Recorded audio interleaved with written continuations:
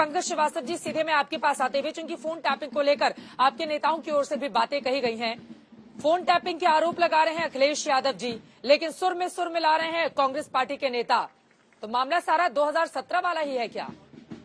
चित्रा जी, ये मामला दरअसल इस देश के संविधान को बचाने का है, इस देश की तमाम संस्थाओं को और लोगों की जो अभिव्यक्ति और निजता का अधिकार है उसको बचाने का है। मैं आपको याद दिला दूं, अभी पिछले दिनों बाकायदा पेगासस पे एक रिपोर्ट आई, इंटरनेशनली रिपोर्ट आई, और आप जानते हैं कि दुनिया भर में वॉशिंगटन पोस्ट के साथ करीब 16 ऐसे मीडिया हाउसेस थे जिन्होंने रिपोर्ट प्रकाशित की, जिसने बताया कि जो स्पाईवेयर है पेगासस इजराइल का, उसे खरीद के तमाम सरकारें इस्तेमाल कर रही। यहां पर सुप्रीम कोर्ट ने पूछा इस सरकार से कि आप बताइए आपने इस्तेमाल किया है कि नहीं, आपने खरीदा है कि नहीं।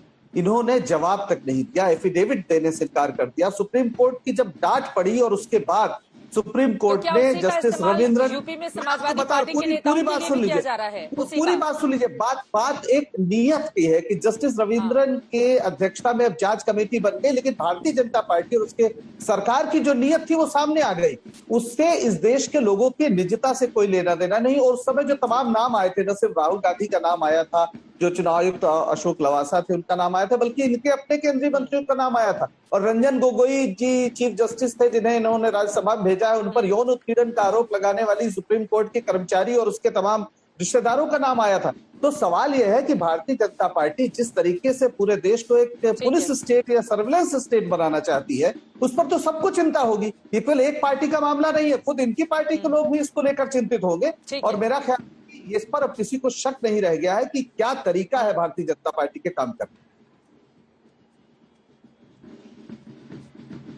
सबका फोन सुनती है सरकार, सुधांशु त्रिवेदी जी, मैं जवाब दे और सकता हूं? जीत के लिए अब इसी को हथियार बनाया जाएगा कि सबकी बातें सुनो, रणनीति सुनो और फिर अपनी स्ट्रैटेजी को अंजाम दो, जो आरोप लग रहे हैं आप पर। देखिए, पंकज जी ने जो बोला कि उन्होंने ये नाम आया था, कहां आया था, अब मैं बताता हूं कहां पे आता था। उन जगहों के बारे में अगर आप निर्णय लेंगे तो मैं तो पहले उदाहरण आपको दे रहा हूं, उन लोगों के उदाहरण। आपकी सरकार के मंत्री राजस्थान में कहे कि साहब उनके ऊपर सर्विलेंस की गई। प्रणब मुखर्जी जी ने रक्षा मंत्री के रूप में कहा कि मेरा ऑफिस बग्ड था। अब ये कोई आरोप सामान्य नहीं है, ये देश का रक्षा मंत्री जो बाद में महामहिम राष्ट्रपति बने, आपकी पार्टी के सबसे सीनियर नेता, उन्होंने बोला। अब मैं आ रहा हूं, अब मैं उस पर आ रहा हूं। भाई आपने अपने टर्न पे बोलिए। अगर आप कहें कि जो बाहर की किताबों में लिखा, अखबारों में लिखा, फला जगह नाम आ गया, इसके आधार पे अगर आप करेंगे तो मैं कहना चाहता हूं पंकज जी, सीबीआई के रिटायर्ड ऑफिसर मलय कृष्णधर ने लिखा कि स्वर्गीय इंदिरा गांधी जी सोनिया गांधी जी की स्नूपिंग कराती थी। करवाएंगे जांच। मित्रोकिन सार्काई केजीबी द वर्ल्ड में लिखा है किस ढंग से उस जमाने में आपकी सरकार सारा का सारा media, judiciary, officer,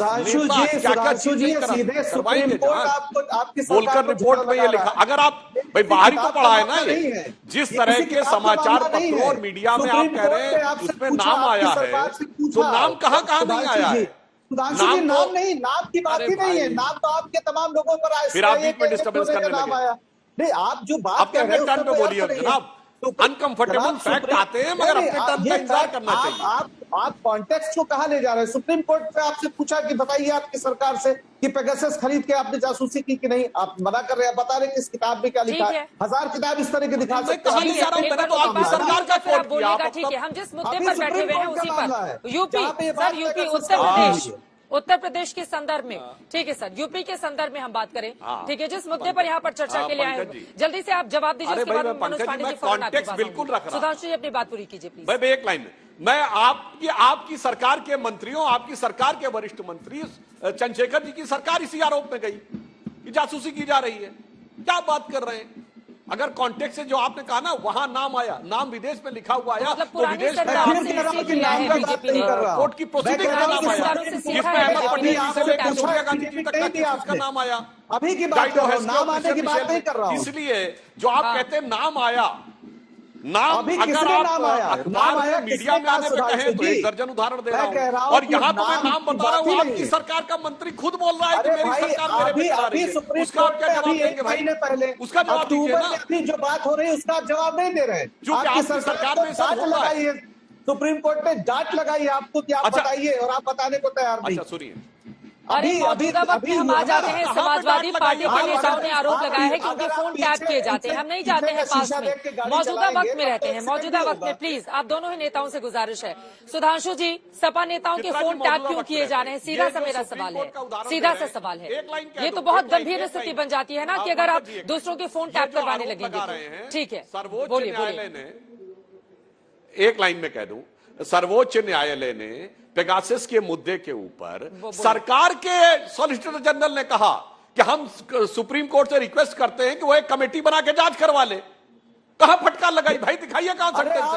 supreme court ने कहा ठीक है करते हैं, ये सरकार की सॉलिसिटर जनरल ने कहा। आप बीच से गायब कर रहे हैं, आप कॉन्टेक्ट को घुमाने की कोशिश कर रहे हैं और मैं आपकी सरकार के एफिडेविट मांगा गया था। सुधांशु जी, एफिडेविट मांगा गया था कि पेगासस लिया है कि नहीं, आपकी सरकार ने सर, हम जिस टॉपिक पर बैठे हुए हैं उत्तर प्रदेश के संदर्भ में, चुनावी इस गर्मागर्म माहौल में जो आरोप लग रहे हैं सरकार के ऊपर, उस मुद्दे पर हम लोग यहाँ पर बैठे हुए डिबेट करने के लिए। हम पास में नहीं जाते हुए मनोज पांडे जी सीधे आपके पास आते हुए, बीजेपी दावा कर रही है कि 300 पार का जो नारा दे रही है उतनी सीटें उसकी आ रही हैं। 2017 में जो उसने प्रदर्शन किया था, आपके नेताओं के फोन टैप क्यों करवाएगी बीजेपी?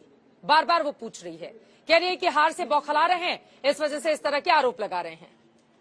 देखिए, भारतीय जनता पार्टी आज चित्रा जी खूब अच्छी तरीके से जान रही है कि उत्तर प्रदेश में वो 300 सीटें माइनस करने जा रही है। वो 300 पार की जो बात कर रहे हैं वो ठीक बात कर रहे हैं। 300 सीटें वो पार कर चुके हैं, 24 सीटें उनके पास केवल मात्र बची हैं। जहां तक आज फोन टेपिंग का सवाल है, लोकतंत्र में भारत का जो संविधान है वो निजता का अधिकार देता है, व्यक्ति को अपनी अभिव्यक्ति कहने का अधिकार है। और आज जिस तरीके से लोकतंत्र पर हमला किया जा रहा है, राजनीतिक दलों के, विरोधी राजनीतिक दलों के लोगों के ऊपर, केवल उस समय जब 1.5 महीने उत्तर प्रदेश में चुनाव के शेष बचे हों, उस समय उनके फोन टेप किए कराए जाए, ईडी और आईटी की टीमें उनके यहाँ भेज करके केवल उनको परेशान या उनको डराने का काम हो। तो मैं आज कहना चाहता हूँ कि ये उत्तर प्रदेश में आदरणीय अखिलेश यादव जी के नेतृत्व में उनके द्वारा जो विजय यात्रा चालू की गई है, उन्होंने बड़ा स्पष्ट कर दिया है, ये विजय यात्रा का पहिया अब रुकने वाला नहीं है।